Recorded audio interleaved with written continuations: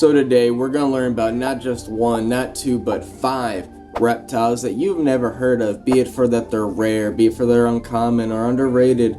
Honestly, I don't know which one are going to be our primary target today, but I'm going to make it a target to make sure you guys learn about something you've never known about before.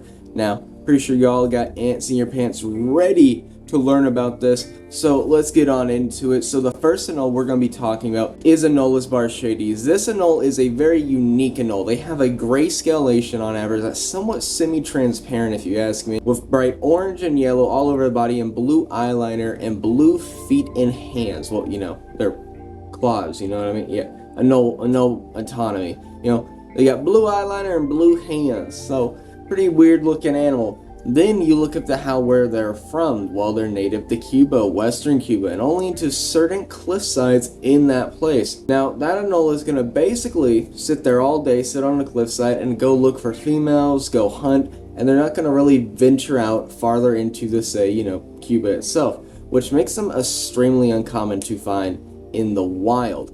Now, if you know anything about Cuba, they've had a ban on exportation of their wildlife for a good minute now, so it's made all populations that we did have prior, which was not a lot, all of our populations till, well, a very long time, till, I don't know, they probably are never going to open up their importation border, to be completely honest with you. But hey, you know, we have some cool animals, some gorgeous animals that you've been seeing, and they've been doing alright for themselves. They're relatively something that not many know about, and hopefully with this video you learned about them. So to the next one. Now, chat folks of the, I don't know, Royal Anoles channel, we are going to be talking about our next rare reptile, which is Anolis petersii. This is a, well, really cool anole if you ask me.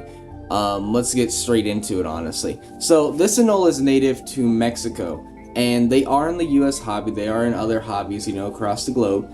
But, this is where things get a little complicated and a little interesting. The fact is that this animal is very unique in the fact that the females will be low level elevations, low levels on the trees, so they're close to the ground, easier for, you know, a person to go and grab and, you know, put in a box and say, to the USA, woo, you know, where the males are going to be on the tippity top of the trees, on the top of the mountains. They're going to be higher up in elevation, which, you know, people who are going to go up there are now going to have a harder time catching them because they're going to be harder to get, and if you don't catch them, well, I guess what, you don't get paid. So let's break it down real simple. Like, if you're not going to be able to get a male, you don't get paid, and getting a male is much harder than getting a female, which you can sell. You get what I'm saying? So that kind of explains the dynamic we have, to the point that there is only one male in the entire planet on, you know, a captive sense, which is in the hands of Armin, which explains where all these clips came from.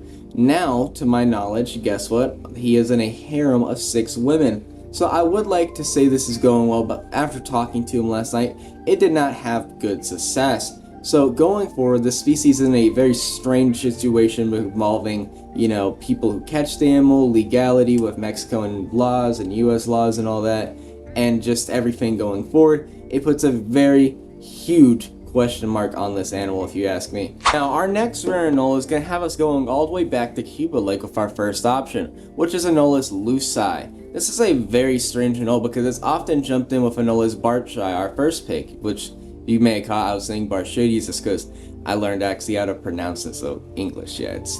The brain is braining right now, chat. The brain is braining.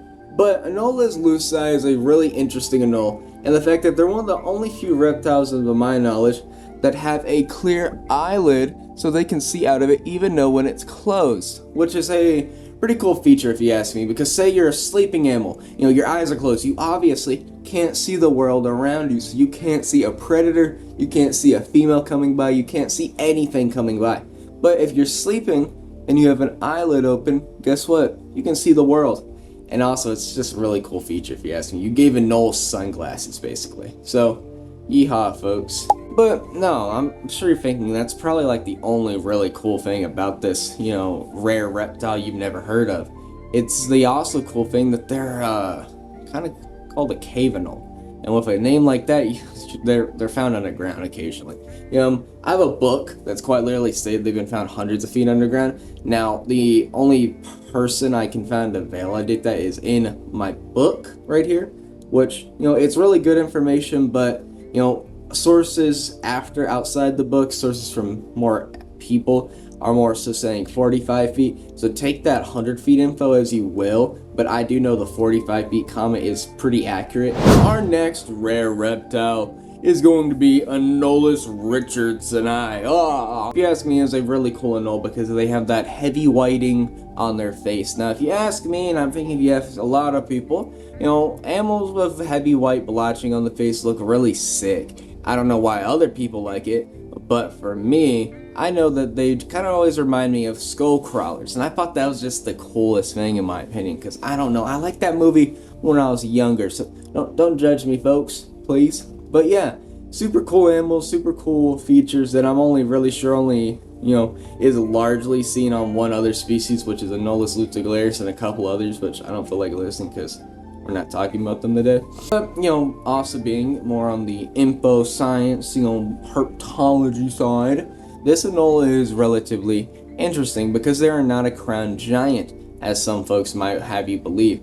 They're more so just, your average everyday anole, definitely not a bush anole. Let me just clarify that.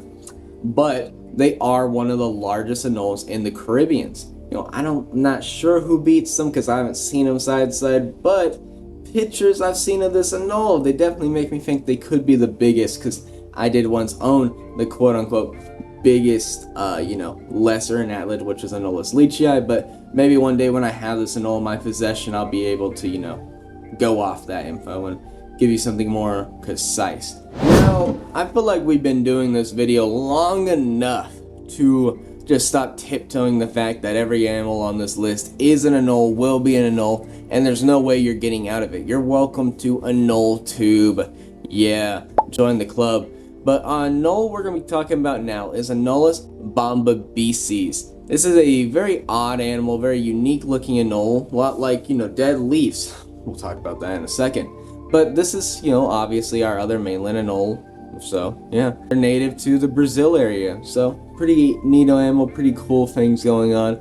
And as you may know, many anoles will be tall up in the trees, climbing. Hell, we were just talking about how Peteri, where the females are still in the tall part of the trees, but it's lower elevation and easier to grab for most people, where the males are way up here. Now, does this anole do that? No, not at all. They're actually doing something really cool, and it makes me like them even more. It's the fact that they're low level on the trees, but they've also been observed heavily on the ground. And, especially when there's dense leaf matter and stuff, leaf foliage all over the ground. Because in my opinion, and I'm thinking, pretty obviously, they look like they're trying to look like the dead leaves. To blend in, to hunt, to hide from predators of the sorts. So, pretty neat animal, pretty neato tactics, and something you don't see often when it comes to anoles. So it's something to appreciate a lot more than, say, Anole 436 that also climbs trees. This is an anole that does things differently. They're also known as one of the easiest mainland anoles you can keep, so that's a plus in my opinion, because most mainland anoles, if you don't know, are really hard to keep, really hard to breed, and really hard to find. Where these can be somewhat more relatively easy to find, easier to live, and, well, easier to breed. Anyways, in the video, if you liked it, sub, like, share. If you want to learn more about anoles, watch this playlist right here. It's a top 5, so if you just want to spam it, you'll learn a lot of very basic information that dip your toes in the water a sense about anoles.